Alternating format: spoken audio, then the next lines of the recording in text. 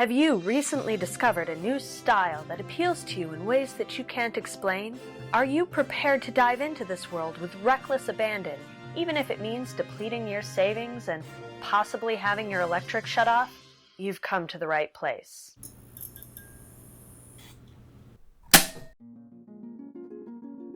What you have discovered, my friend, is an aesthetic. And in the fantastical world in which we currently reside, there are many. No matter what your style or what you're into, there's an aesthetic that fits it, along with several sub-aesthetics that help define those tastes even further. Aesthetic in this sense of the word can most simply be described as a style, although, to be honest, some aesthetics involve much more than fashion or home decor. We'll get into that later. Naming an aesthetic is an unofficial process that takes place on various social media, from Tumblr to TikTok, taking root once a term is accepted by the masses and repeated enough times to stick. Being able to identify an aesthetic by name helps us find the look we're going for when shopping for clothes, decorating a room, or searching for inspiration for our own projects. Some popular aesthetics include steampunk, cottagecore, dark academia, or maybe I just named the ones that are my favorite. You've probably heard of at least one of these, especially since you clicked on this video. And you may be unsure of where to go from there. Or maybe these aesthetics don't quite appeal to you, and you're curious how to find your people. Fear not, for I am here to point you in the right direction and calm your anxieties. The ones about aesthetics, anyway. If you are curious about an aesthetic you've heard about or read about and you want to know more, a good place to start is the Aesthetics Wiki, found at aesthetics.fandom.com. Like the OG Wikipedia, it is built and edited by the fan base, which makes it both thorough and sometimes confusing. Since aesthetics don't have clearly defined lines, just keep in mind that these are guidelines, and there are no official sets of rules for any aesthetic, really. More what you call guidelines than actual rules. Don't stress if something seems both cottagecore and fairycore, because it probably is. Styles intermingle, and the names are there to help you define your own look, not to restrict you into an already manufactured one. You could also just Google the aesthetic you're interested in and look at images. Be forewarned, popular aesthetics get tagged on completely unrelated merchandise just to help it reach a wider audience. I also have this problem with Instagram frequently. So now you've got it narrowed down. You know what you like, and you know what it's called. Now what? Since aesthetics are most commonly associated with fashion, I'm going to mainly focus on that. I understand that they are not limited to clothing, so please don't actually me in the comments. Let me begin with a personal tale of hope, happiness, and harsh reality. It began in 2009. When I was young and innocent, some might say naive, I had just come to realize that as an adult I could wear whatever I wanted, whenever I wanted, and nobody could stop me. Not that they really tried before I was an adult. At the time, I was fully engrossed in Harry Potter, and as such, I wanted a full collection of cloaks for every occasion.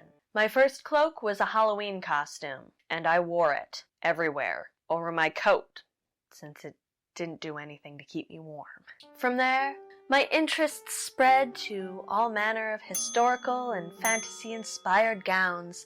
It became my dream to wear such dresses wherever and whenever. I spent every moment looking at different internet shops and planning which ones I would buy when. My first purchase was titled Scarlet Dream Dress, and you can still find it if you Google that.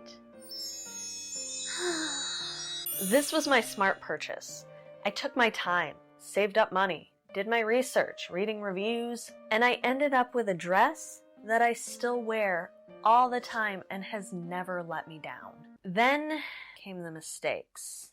I found on eBay a slew of the same style dress in a bunch of different colors for 99 cents each. 99 cents.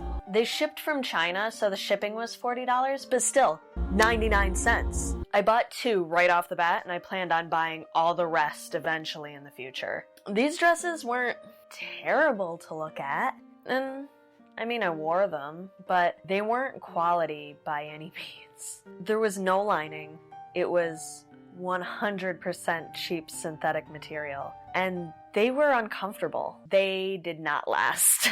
Then began a mad rush to buy as many dresses as possible to fill my wardrobe. I discovered Wish.com, Light in the Box, and several similar fast fashion merchants with questionable practices and cheap merchandise. I bought clothing that was so misshapen it could not fit any human. Clothing that had loose threads and unfinished edges. None of it was lined. All of it was synthetic. A lot of it was genuinely Halloween costumes. And I wore it, all of it, with a smile on my face, hiding the shame of buyer's remorse.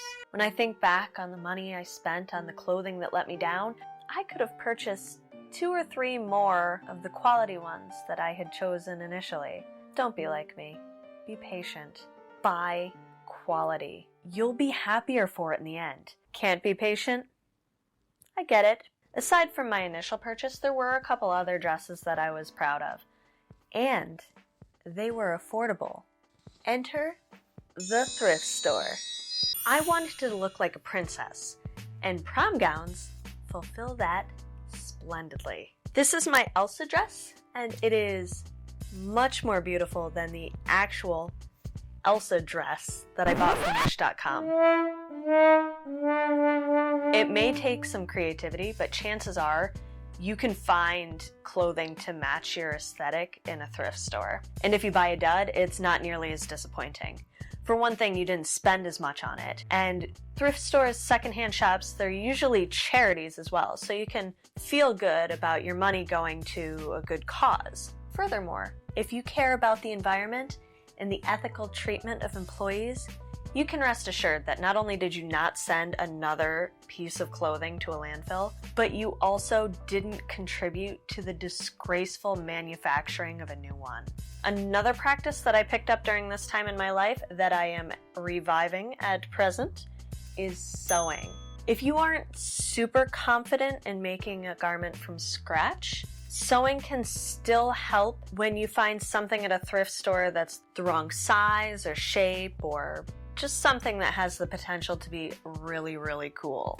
So we've covered what not to do, and we've looked at some of the more cost-effective ways to delve into your aesthetic adventure. But what if you absolutely do have the money to spend on some rockin' new threads? How do you find a shop, and how do you know it's quality? There are some red flags that can help you steer clear of untrusted sites if you pay attention to them. The very first thing you should look at if you find a site is the About Us and Contact Us pages.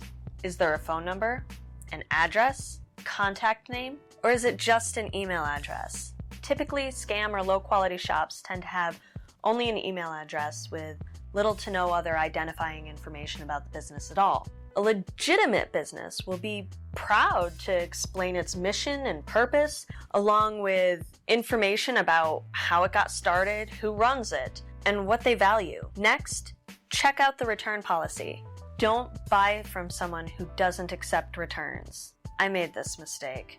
The website was very convincing by saying that the return shipping would cost more than the product itself. It made sense to me at the time. Thirdly, consider the price. Does it seem a little on the too good to be true side? Then it probably is. Look, I'm not here to lecture you on whether or not you should buy fast fashion.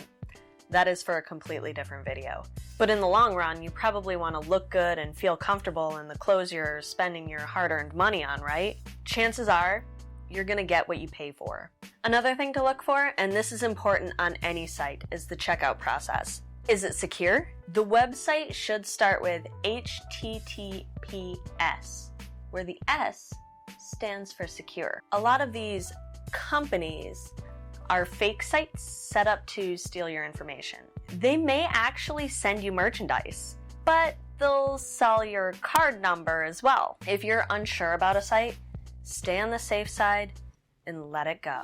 For the highest quality, look on Instagram or Etsy. Go on Instagram, look for hashtag whatever aesthetic it is, or just search for it on Etsy. These will be the most expensive, but the quality is going to be guaranteed, and you will be made a priority as a customer. Many of these folks will also do commissions, so you can get the perfect piece you've always dreamed of. The final option will take the longest, but I've decided it will be the most rewarding, at least for me. That is sewing your own wardrobe. I have been a fan of fairycore since before Tumblr gave it a name. And many fairycore and cottagecore looks that I'm into aren't that difficult to sew.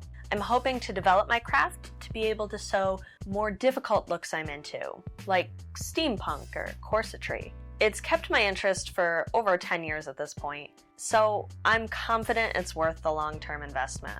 I know that it's not easy to be patient when you're excited about getting into something new, but it's worth it. I don't have the wardrobe of fairy princess dresses that I dreamed I would have, but I could have if I had done it correctly. Aside from clothing, aesthetics can describe general decor, as well as genres of music, TV shows, movies, books, or games. They can also describe entire lifestyles. I often find myself a bit out of place in my cottagecore and fairycore groups when people show their small farms or talk about their interactions with the fae. Here I am, in the suburbs, sipping on Starbucks, without a single dryad in sight. This can also lead to what's called gatekeeping within aesthetic groups. A witch hunt will ensue to drive out those that don't commit to owning their own beehive, but claim to be honeycore. Let me tell you my thoughts. No one can kick you out of an unofficial, made-up aesthetic for not being as hardcore about it as they are. Like most people, I have an eclectic personality that extends to my sense of style and my lifestyle choices. You do not have to commit to a single aesthetic to describe your entire life if that is not who you are as a person. Keep in mind that the same man who wrote the poetic lyrics, "Words are flowing out like endless rain into a paper cup," also wrote, "I am the Eggman. They are the Eggmen. I am the Walrus. Goo goo, gajoob." Don't let anyone stuff you into a genre. I hope this video has helped you figure out a good place to start decorating your life to match the fairy tale of your personal dreams. And I sincerely hope that I saved you the heartache that comes from foolish impulse buys. If you're interested in sewing your own clothing, or if you're interested in the aesthetics I have described as my favorites, please do subscribe to this channel and stick around. I plan on having lots of tips, tricks, and especially learn from my mistakes type of content. And I would love to know that someone out there is enjoying it. Until next time. Fear not, for I am here to calm your anxieties and fear not, for I am here to point you in the right direction and calm. Fear not! Words are flowing out like endless lanes. What? Why is this always when I go to record? It just fell. Nothing. Okay. And in the fantastical world. Ba-da-ba. Ba-dum.